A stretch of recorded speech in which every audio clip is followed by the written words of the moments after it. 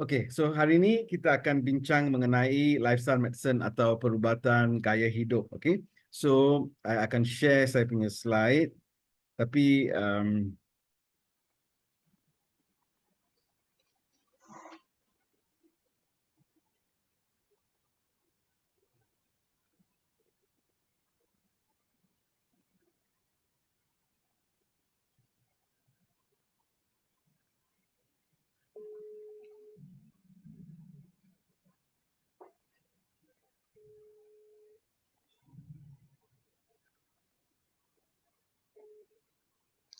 Cat, okay, itu jadi backdropmu dibalik, kebalik itu. okay, kita akan bincang mengenai perubatan gaya hidup dan macam mana kita nak dapatkan board certification dalam perubatan gaya hidup.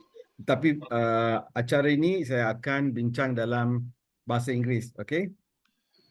Jadi kita punya learning objective is to discuss the challenges of NCD atau chronic disease. We're going to describe lifestyle medicine and address the role of lifestyle medicine in addressing the NCDs. Then we will talk about the pathway to becoming certified in lifestyle medicine. So this is Dr. Tedros, the WHO Director General, and according to the World Health Statistics in 2023, 74% of all deaths today are due to NCDs. That means 3/4 of deaths are due to NCDs. Now, according to the Global Burden of Disease Studies 2010, there we have seen an epidemiological shift in morbidity and mortality from infectious disease and malnutrition to NCDs, premature death, and people living with disabilities. Now, world over, health systems are not prepared for the rapid increase in NCDs and disabilities, and the escalating cost of healthcare is becoming unsustainable.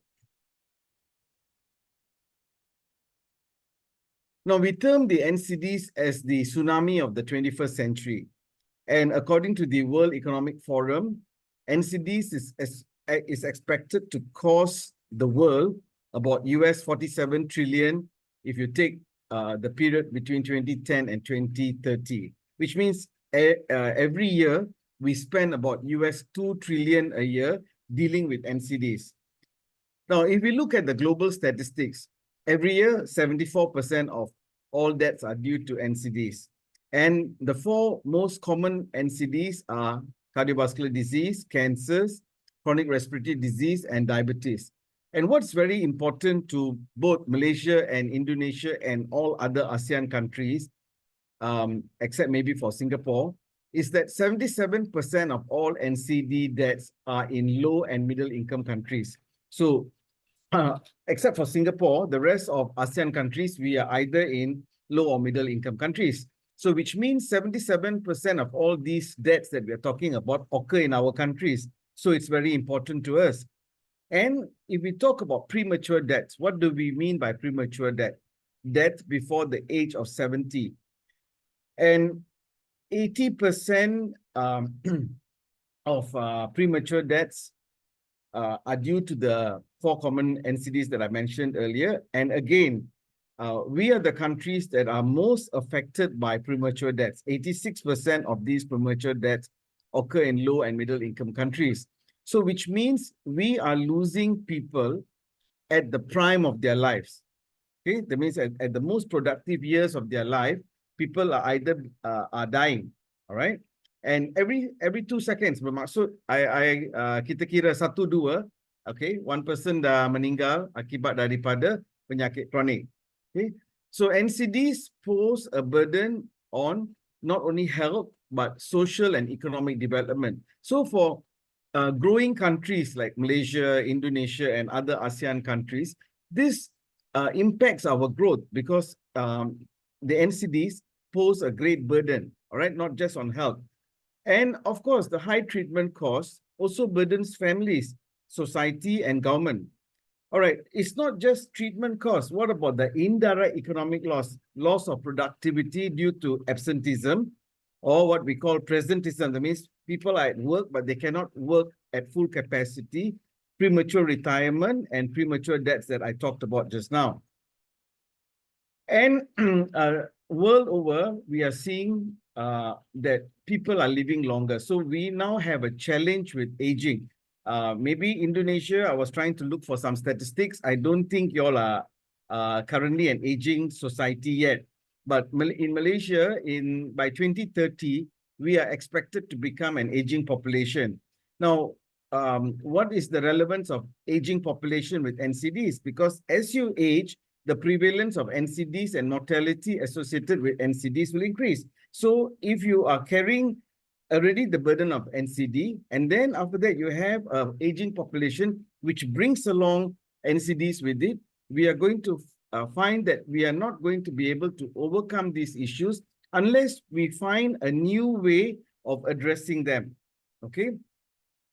So in response to this, of course, all countries and international bodies are trying their best to overcome these issues. For example, the United Nations, they came up with the UN Sustainable Development Goal, where the objective was to reduce premature mortality between ages 30 and 70 by 1/3 from between 2015 to 2030.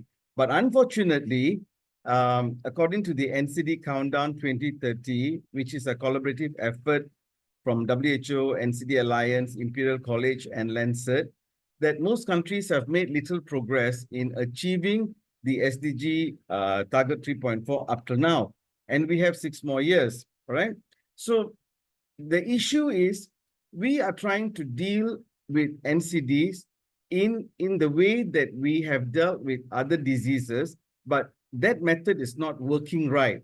Okay, we'll come to what to do in a short while. So very quickly, if I look at the common denominator of diseases, it doesn't matter whether it is in Malaysia, Indonesia, US, UK, it is all the same. It is just the type of food we eat is different. But basically, what kind of diet is going to give us a problem? High calorie diet, simple carbohydrate, a lot of sugar, isolated fructose, a diet that is high in saturated fat, low in fiber. Low in fiber means low vegetables, low fruits. So, okay, if you look at some of these food, okay, like this is sweet tea, okay, carbonated drink, okay, isolated fructose in, sorry. Let me just go back to the slide. Isolated fructose in the cereals, cakes, right? Then look at the food here. So a lot of fried food, a lot of saturated fat, a lot of meat. So do you see any vegetables and fruits? No. So this is what the average population eats. Okay. As I said, it changes whether is it a burger or a pizza or is it curry or something like that. That's what is different. Okay. Maybe in Indonesia it's ayam penyet, and then here is curry or rendang, something like that, right? Okay. All right. And then, of course, again, world over, we have the same problem. We all lead a very sedentary lifestyle, right? And then, and of course, stress is a big issue worldwide, aggravated by COVID. With COVID, the issue of stress and mental health, became worse. Lack of sleep, all right? Smoking, I think, is a big issue in Indonesia, as is obesity, and then poor social connectivity, all right? So now, just to just have a little bit of a discussion. So there's this professor by the name of Adam Adler. He wrote a book called Irresistible. So to write this book, he had a questionnaire and he asked the respondents, so if you had to choose between breaking your bone or breaking your handphone, let's say you slipped and fell. So which one will you choose to save? Your handphone or your bone?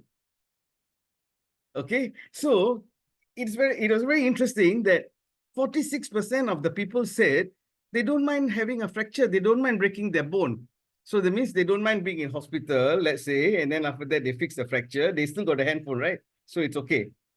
So it shows that we have some kind of addiction in inverted commas or dependency on our technology. The technology is not the issue is on us because it feeds our dopamine circuit. So we have that feel good thing all the time. And for the other 54%, they had to really deliberate. Oh, bone or handphone, bone or headphone. They had to think before they came up with the answer. So I found that very amusing and very interesting. I'm not sure what you all have your opinion is about this. Okay.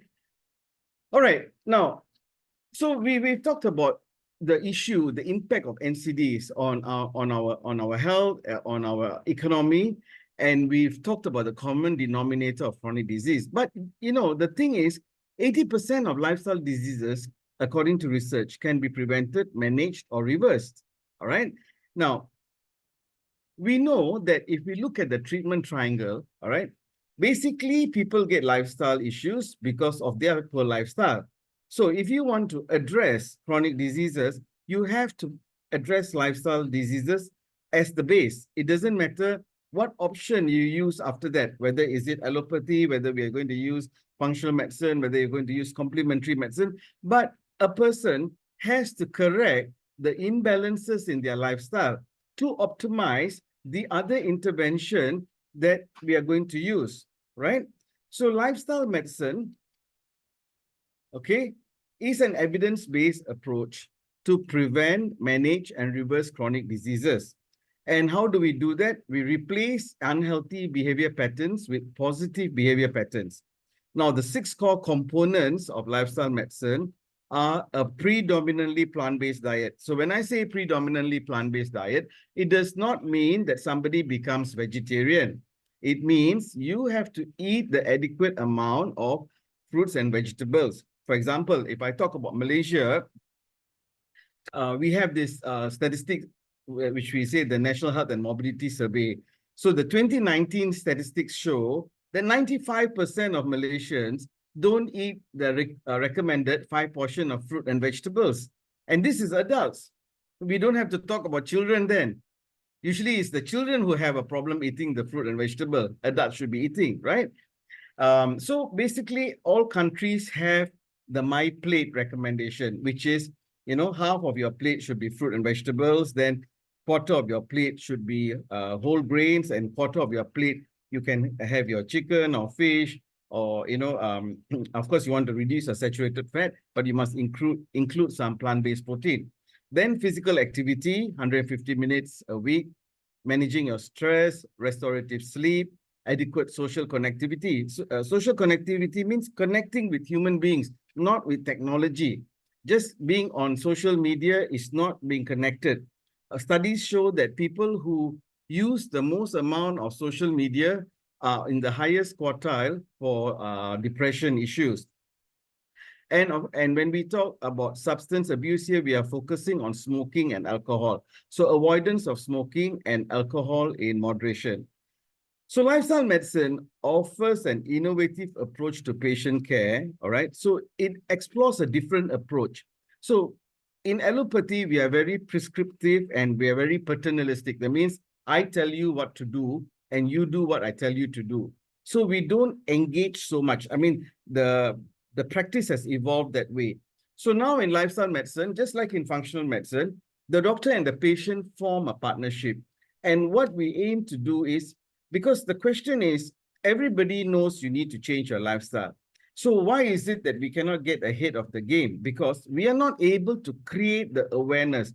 We are not able to bring about behavior change in a patient. In order for us to bring about behavior change in a patient, we must be able to help to switch on in their mind that awareness. So when a person is aware, okay, I have this problem and this is what I need to do, then what other information we give, they can then act on it, all right? So it is a fast-growing new discipline that has the potential to reduce both the morbidity and mortality associated with chronic disease. Very importantly, it promotes longevity with reduction in disability. Okay, so lifestyle intervention includes health risk assessment screening, health behavior change counseling, which becomes one of the key components of lifestyle medicine, and clinical application of lifestyle modification, all right? And it can be used alongside any modality of treatment, like I showed you the pyramid, where we talked about the treatment pyramid, okay? So in 2021, when Malaysia hosted the inaugural Lifestyle Medicine Conference, it was a virtual conference because it was during COVID. We had I mean, we were thankful that we had our then Health Minister, YB Khairi, to give the keynote address. And so I'm happy to note that lifestyle medicine, was something that the ministry felt could help Malaysia achieve the Healthy Malaysian National Agenda.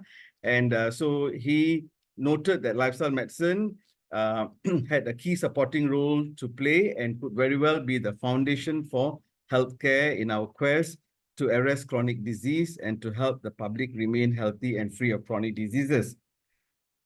So just to, let's look at some studies, okay, before we go on. Now, this is a large study called the European Prospective Investigation into Cancer and Nutrition, which is called the Potsdam study.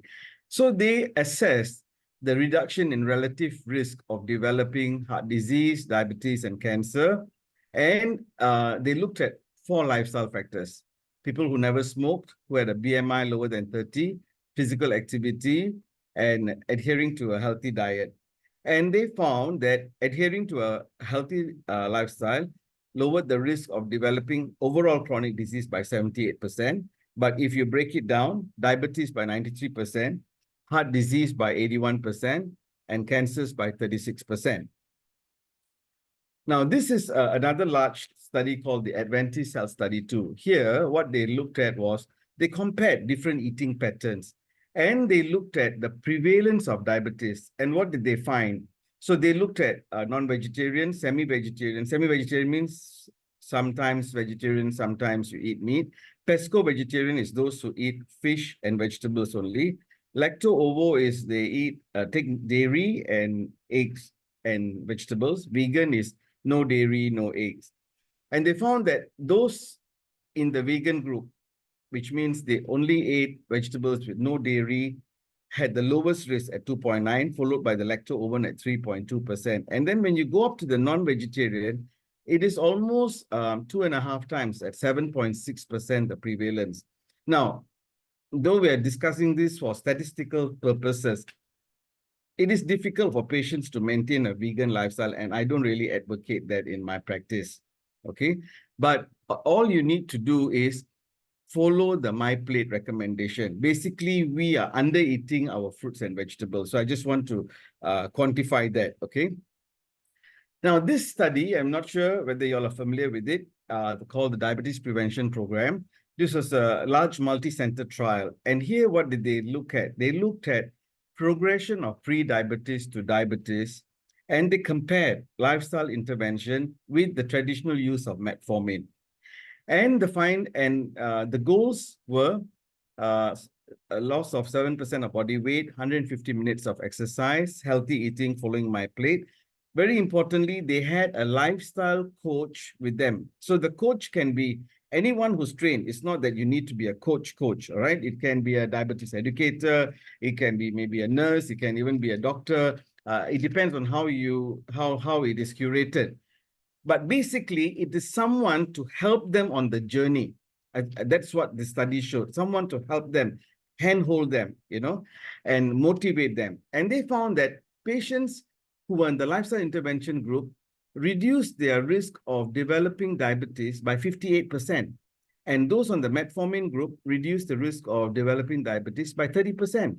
So that means lifestyle intervention is 2 times more effective than metformin as the first line of intervention for progression of pre-diabetes to diabetes. So that is something that we really must, impart to our patients, which we are not doing enough, okay?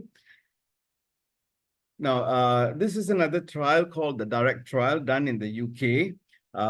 So here, it was an RCT trial, and they looked at lifestyle intervention for weight loss and for remission of diabetes. So I'm not sure whether you are aware that the goals of diabetes treatment today is that patients with diabetes can go into remission. And this was born out of bariatric surgery. So when bariatric surgery was done, and one of the initial researchers by the name of Buchwald, he went and studied the patients who went for bariatric surgery because he just wanted to follow up to see what happened to their comorbidities.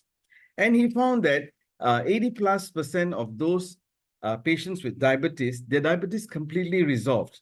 So that was our introduction to the fact that we can actually bring diabetes to remission by removing the fat. But of course, not everybody can go for bariatric surgery, right? So then we found that the best possible method of bringing this change is by appropriate lifestyle or rather intensive lifestyle intervention. So at 1 year, 46% of the intervention participants went into remission and 24% had achieved 15 kilogram of weight loss. And the sustained remission was linked to the extent of sustained weight loss. So if the patients lose their weight and they can sustain it, then the remission will be sustained. Okay. Now this gentleman here is Dr. Dean Onish, and he's one of the early, how would I say, doctors who went into lifestyle medicine. So like one of the luminaries of lifestyle medicine. And he's done a lot of research. So a couple of things that I want to share with you is that very interestingly, he showed that comprehensive lifestyle change can affect gene expression. So you can either turn on the disease preventing genes, and you can turn off genes that are disease promoting. And another interesting research, he collaborated with Elizabeth Blackburn, who won the Nobel Prize for her work on telomeres. So, and he showed that lifestyle change can lengthen the telomeres. Telomeres are the end of chromosomes, and that controls how long we live. So this research that was published in the Lancet Oncology, so the research was done on patients who had low-risk prostate cancer, and they found that lifestyle intervention actually increased the telomere length. And many other research shows that you just need 12 weeks of intervention to show a change in the telomere length. All right. So this is the heat map.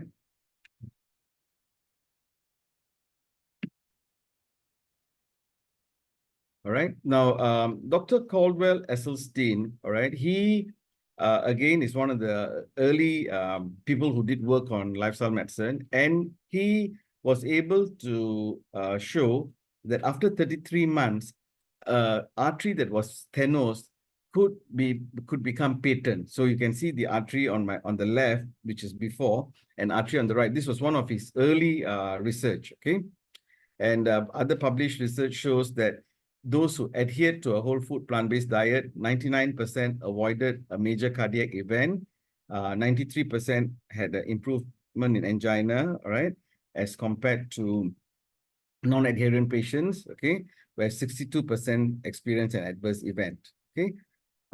Here, there's also studies that show that investing in lifestyle change helps to bring about return on investment, okay, up to 210%. And here, New Zealand Institute of Economic Research showed for every dollar invested, you can get a return of up to $8 to $12 return, okay? Now, I just talk a little bit about what we're doing in Malaysia. So in Malaysia, WHO and MOH have a collaborative project like they have in all other countries to help to achieve the 2030 goals. And here, I was appointed as a lifestyle medicine expert consultant. The aim of the project was to help to build capacity in a multidisciplinary healthcare clinic in Negeri Sembilan, and to provide health education and behavioral intervention to NCD patients, in particular diabetic patients. So, so basically, the task was to develop a lifestyle medicine module curated for Malaysia and to train and upskill the multidisciplinary healthcare team. And the module was supposed to be able to duplicate and scale up so that we can introduce to other parts of the country, all right? And so these were the goals of the project. And then we developed a lifestyle medicine clinic handbook, which has everything that we need to know for, how to run the program. And so the outcome, I'm pleased to say that in the first cohort, we found what the findings was that in 12 weeks, 67% of the patients reduced their HbA1c. And of that, 23% had a HbA1c of less than 6.5. And now the first cohort, it is almost 8 months since they completed. Now 10% are in remission. So this is became something that was an achievement, all right. And so in Malaysia, the MOH is planning to duplicate this as a pilot project in other healthcare settings.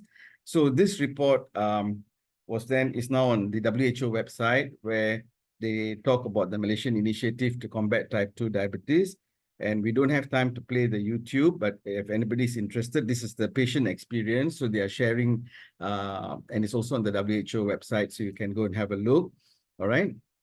And last year, our Deputy Health Minister gave the keynote address virtually. He was in Parliament. And again, he alluded to the fact that lifestyle medicine is a key to a disease-free future, right? So what about other countries around the world?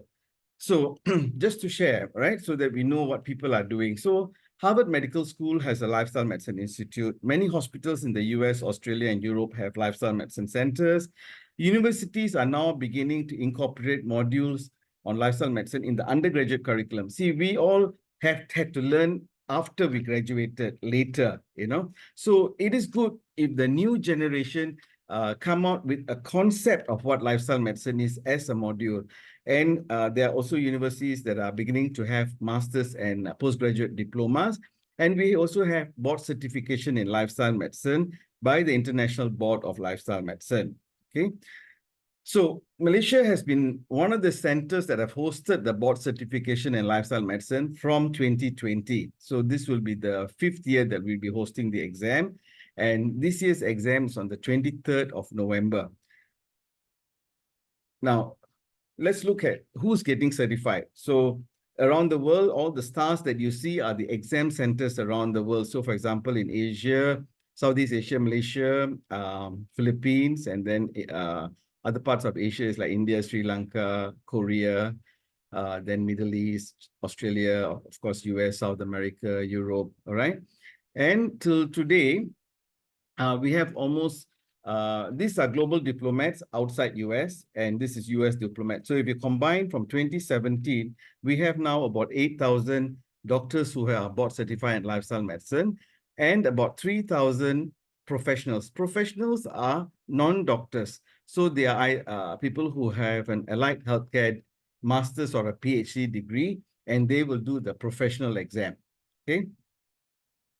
So why should you certify? Because though, 3/4 of the deaths are due to NCDs, and 80% we can reverse by changing people's lifestyle. But in our curriculum, we will not learn to address this, not like maybe the new generation. So we want to learn how to prevent, manage, and reverse chronic disease that is scientific and evidence-based. And this will help to enhance your knowledge and your competency in managing chronic diseases, and help to utilize health coaching to bring about behavioral change and help to develop strategies that you can incorporate into your practice. All right. So now if we look at the certification framework, so one track is for physicians and the other one is for the healthcare professionals. So basically, both tracks, you will need 30 hours of an online CME, all right, where you will get this module. We call it the Foundation in Lifestyle Medicine Board Review. Then we need 20 hours of in-person CME, though this says 10, but this year they've revised it to 20. So you attend an in-person conference. So the main difference between the physicians and those who are doing the professionals is that the doctors will do a case study on a provided template. Okay. And then the exam it is multiple choice, 4 hours. Doctors will have 150 questions. The professional category, they have 120 questions.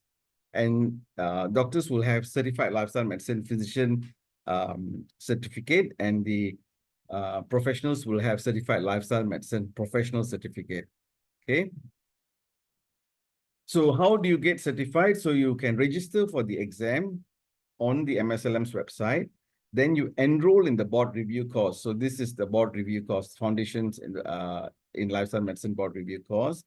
Then for doctors, you complete the case study, and then you attend a lifestyle medicine conference. Of course, I'm talking about the Malaysian Lifestyle Medicine Conference because that's the nearest conference and that's the easiest. But there are other approved conferences, and that's all on our website. So if you decide that you're going to attend, Harvard has an Institute of Lifestyle Medicine. They have a mid-year conference, a 2-day conference. So if let's say this year you say, I'm attending that, okay, then you provide that certificate, that's also accepted, so long as it's one of the accredited conferences, okay? Now, the Malaysian Society of Lifestyle Medicine, we conduct revision classes for physicians. We do Q&A, all right, question and answers. And for the professionals, we do lectures, which are complimentary. All right, for the doctors, we don't do lectures because I think the material is okay, all right, for doctors to learn on their own. So the fees are as follows. So in total, physicians in Indonesia will pay US 748 and the professionals will pay US 528. Now this year, the fees have been reduced. Previously, if I'm not mistaken, the physicians would pay either 998 or 1098. I can't exactly remember. The revision took place because like Malaysia, we had an issue because our currency now has gone down 20% compared to 2020, and other countries also had their own challenges. So for 2024, there's been a revision where the exam fees are a little lower. So this is a good time to do, because I don't know about 2025, but 2024, whatever happens, whether the economy booms or our currency improves or whatever it is, the fees are fixed. Okay, so it's all on the website. I mean, if there are any further questions, you can always get in touch with FMI, and then they will be able to help you as well. All right. So what are you going to do with I mean, I'm sure some of you may wonder, okay, so I get board certified, then what next? Okay, you invest some money studying, you invest time. Is this going to be useful? So you can practice as a lifestyle medicine physician, of course, in private. In Malaysia, we are now encouraging we have a lot of doctors from the public healthcare. So I think it will be the same in any country. All right, it's a matter of it getting into the system, because no one country is different from the other. You can go into health and behavior coaching. You can actually target corporate clients, okay, help them to keep their their employees healthy. You can go into, universities around the world. Let's say later, even in Indonesia, you will have courses in universities. It's a matter of time, all right? So you will need people to lecture, right? So to do research, so get into academia. So these are all career pathways, okay? So just a little bit of our society. We are an interdisciplinary professional society. Our vision is to help Malaysians live a healthy life and nurture a country that is free from lifestyle diseases. And our mission is to advocate lifestyle change among the public and to establish lifestyle medicine as central in healthcare. Right, so we are part of the Lifestyle Medicine Global Alliance, and there are many countries around the world that are part of the Lifestyle Medicine Global Alliance. So I hope soon Indonesia will also be part of Lifestyle Medicine Global Alliance. You know, maybe FMI will do something. All right. And so some of the achievements, I talked about the WHO project already. All right. So this year, I was invited to the Lifestyle Medicine Leadership Summit at Weill Cornell, Qatar, and delivered the keynote lecture on the role of lifestyle medicine in revolutionizing healthcare. And MSLM was also invited to participate in the C20 in 2023. C20 is a civil platform for the G20. I think Indonesia hosted the G20 in 2022, I think, if I'm not mistaken. And we are also participating in the C20 working group in Brazil for 2024. Okay. So this is our banner for our 4th Malaysian Lifestyle Medicine Conference. I'd like to invite all of you to attend. You please liaise with FMI Indonesia for more information. All right, I'll just share the speakers. So Kalwal Esseltine, one of the pioneers in reversing heart disease, will be one of the speakers. Brenda Davis is she's considered the mother of diabetes. Okay, diabetes care. All right. Then we have the president of the American College of Lifestyle Medicine, the chair of the Global Alliance, the chair of the board, Laina Lainov, Darshan Mehta from Benson Henry Institute. This year we have Shireen Kasam, who is a senior lecturer at King's College London. We have our local speakers like Dr. Farida, who is very well versed. Mr. Stefan is the executive director of the board.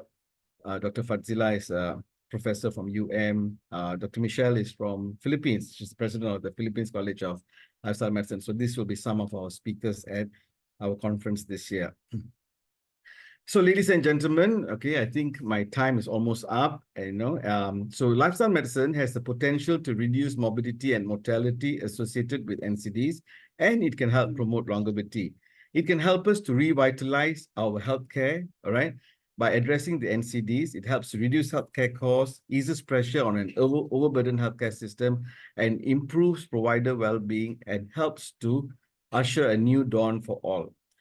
So let me end by with a quote from Dr. David Katz, who was the past president of the American College of Lifestyle Medicine, adding years to your life and life to your years. Okay, so I think that's a very interesting quote. I like that quote. And he also says that lifestyle medicine is both the newest thing in medicine and perhaps the oldest as well. Because it's nothing new actually, right? There was a time before medicine when lifestyle was it. Hippocrates' advice, let food be thy medicine. And we have found our way back to the future with good reason. Okay.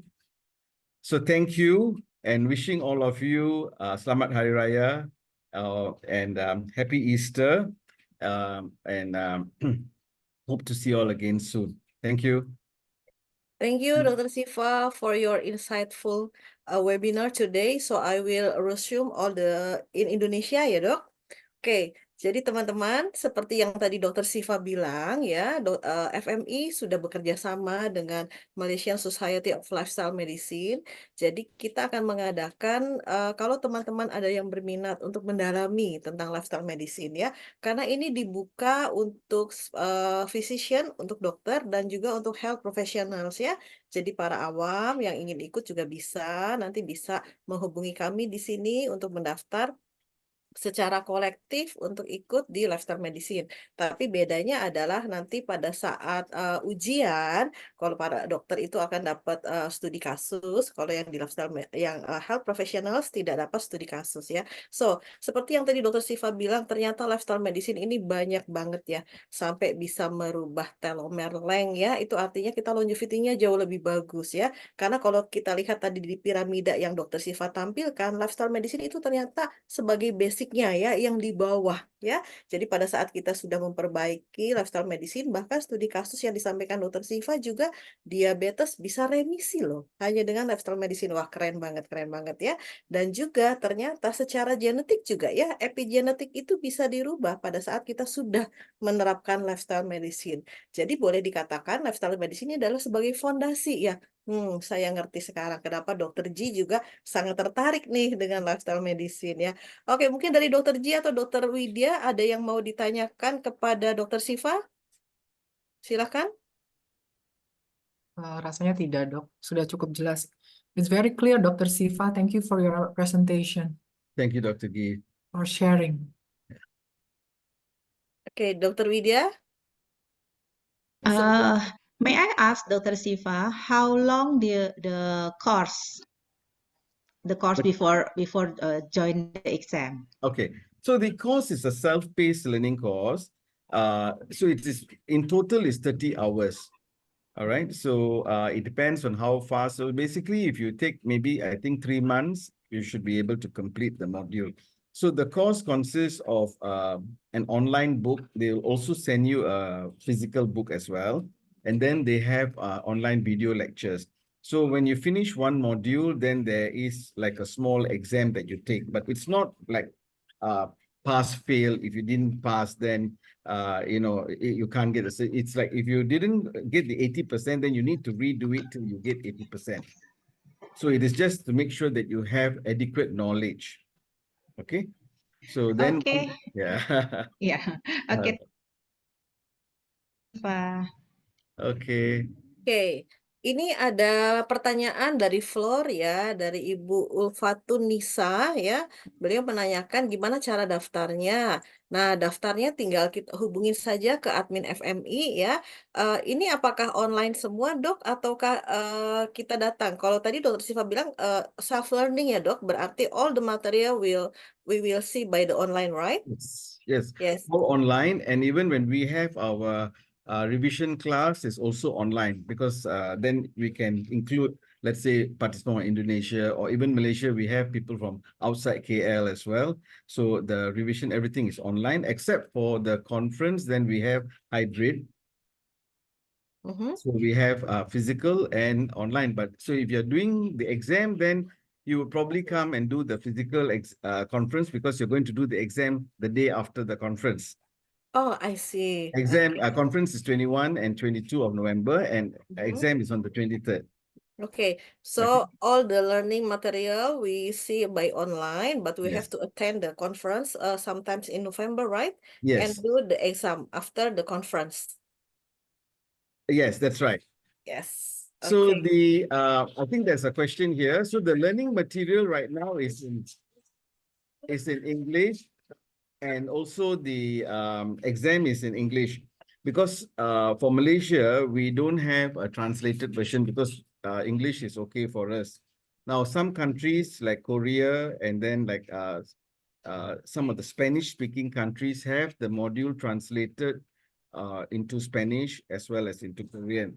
Now, if let's say in Indonesia, for now, you will be taking with us, so it'll be in English. But let's say later, if you grow, you can actually, we can actually have the module translated into Bahasa Indonesia and arrange for the exam to be in Bahasa Indonesia. Once you have numbers, right? You know, Right, then right. we Thank can you. discuss. We can say so many people are taking, and then it's more comfortable if they do it that way, you know? Yeah, yeah. Okay. All right. Okay. All Thank right. you. Thank you. Okay. All right. Ada lagi pertanyaan dari floor? Boleh chat kami atau langsung mungkin open video dan open mic untuk menanyakan ke Dr. Siva. Karena habis ini Dr. Siva have to attend something else, so he will leave us after we finish our discussion. Maybe I have one question, Dr. Siva. When will the classes start?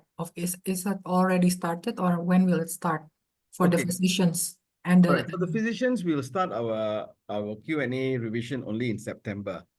okay. Okay. But for the professional course, we plan to start maybe sometime in May. We're waiting for because we need to do a few lectures so that they can manage the learning material.